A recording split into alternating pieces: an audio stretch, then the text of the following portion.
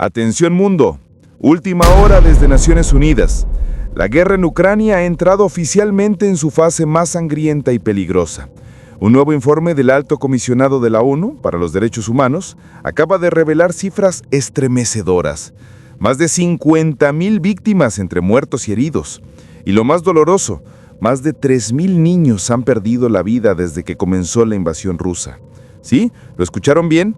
3,000 niños. El informe, presentado este viernes por el propio comisionado Volker Türk, advierte que la guerra está escalando a niveles que ya se califican como una catástrofe humanitaria sin precedentes en Europa desde la Segunda Guerra Mundial. Durante los primeros 8 meses de 2025, el número de víctimas ha aumentado un 40% respecto al 2024. Escuelas, hospitales, refugios, ningún lugar es seguro. Los bombardeos se han vuelto más constantes, más precisos y más letales. Pero aquí viene la gran pregunta que muchos se hacen y que yo también me hago. Si la propia ONU reconoce que los ataques rusos están destruyendo zonas civiles, si acepta que se están violando todas las normas del derecho internacional humanitario, ¿por qué Rusia sigue teniendo un asiento en el Consejo de Seguridad de las Naciones Unidas? Es un contrasentido absoluto. Es como permitir que el acusado sea también juez en su propio juicio. El Consejo de Seguridad fue creado para proteger la paz mundial, y sin embargo, uno de sus miembros permanentes, Rusia, es hoy el país que más ha contribuido a desestabilizarla. ¿Cómo se explica eso?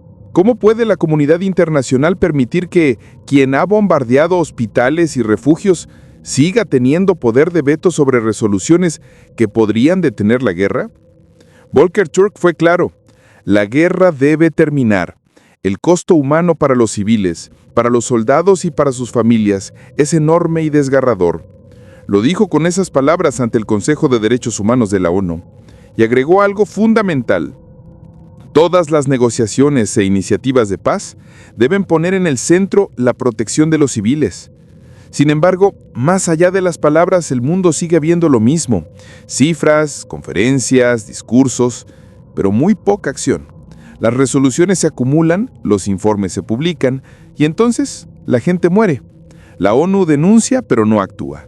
Advierte, pero no sanciona. Publica datos, pero no mueve el tablero político. Y aquí es donde el debate se vuelve más profundo, porque muchos países, incluyendo Ucrania, Polonia y los Bálticos, ya están cuestionando seriamente la utilidad de una ONU que parece paralizada ante las potencias. Y no es la primera vez. Lo mismo hemos visto con Venezuela, Cuba, Nicaragua, regímenes que violan derechos humanos día tras día y aún así mantienen vínculos y presencia en los foros internacionales, mientras sus pueblos sufren persecución, pobreza y exilio. Entonces uno se pregunta, ¿de qué sirven tantos informes si no hay consecuencias reales? El informe de este viernes detalla que en 3 años y medio de guerra han muerto alrededor de 15,000 civiles ucranianos y otros 35,000 han resultado heridos. Son cifras estremecedoras, pero detrás de cada número hay una historia, una familia, un niño que ya no volverá a la escuela, un padre que no regresará del frente. Las imágenes que llegan desde Kharkov, Dnipro o Mariupol son desoladoras. Calles reducidas a polvo, hospitales colapsados y millones de desplazados que han tenido que huir con lo puesto. Y mientras todo esto ocurre, Moscú sigue defendiendo su narrativa, que la guerra es una operación especial, que se está liberando a Ucrania del nazismo y que Occidente es el verdadero agresor. Una retórica que cada vez convence a menos gente, pero que sigue sosteniendo la maquinaria propagandística del Kremlin. Este informe de la ONU podría marcar un antes y un después, porque no solo revela las cifras, sino que documenta crímenes de guerra, ejecuciones sumarias y bombardeos deliberados contra objetivos civiles. Es decir, no se trata de daños colaterales, sino de ataques calculados para sembrar terror. Y atención a esto, el informe también advierte sobre el uso de armas prohibidas, incluyendo municiones de racimo y posibles experimentos con drones kamikaze de fabricación iraní.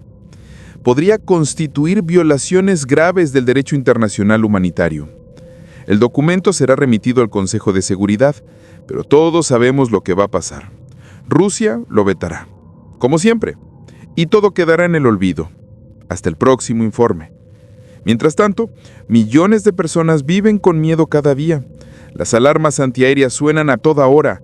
Las familias se refugian bajo tierra. Los niños aprenden a identificar el sonido de los misiles antes que las letras del abecedario. ¿Y qué hace el mundo? Mirar hacia otro lado. Muchos se preguntan si estamos ante el fin de la ONU como autoridad moral global. Si una institución que nació para evitar guerras ya no puede impedir una guerra abierta en Europa, entonces ¿para qué sirve entonces? Y yo quiero decir algo directamente. Este tipo de informes son importantes, sí, pero también son un espejo que refleja la impotencia de las instituciones internacionales. Porque si después de 3.000 niños muertos lo único que hacemos es debatir, entonces algo está profundamente roto en el sistema global. La guerra no se detiene con discursos, no se detiene con buenas intenciones, se detiene con decisiones firmes. Y decisiones firmes es lo que no estamos viendo. Así que amigos, el mensaje de hoy es claro. El mundo no puede seguir normalizando lo inaceptable. No podemos acostumbrarnos a ver morir niños y llamarlo colateral. La guerra en Ucrania no es un conflicto lejano, es un espejo del fracaso moral de nuestra civilización. Y ahora más que nunca, la pregunta queda en el aire. ¿Tendrá el coraje la comunidad internacional de actuar? ¿O seguiremos viendo cómo la historia se repite una y otra vez? Déjenme su opinión en los comentarios. ¿Debe Rusia seguir formando parte del Consejo de Seguridad de la ONU? ¿O ha llegado el momento de reformar el sistema internacional por completo?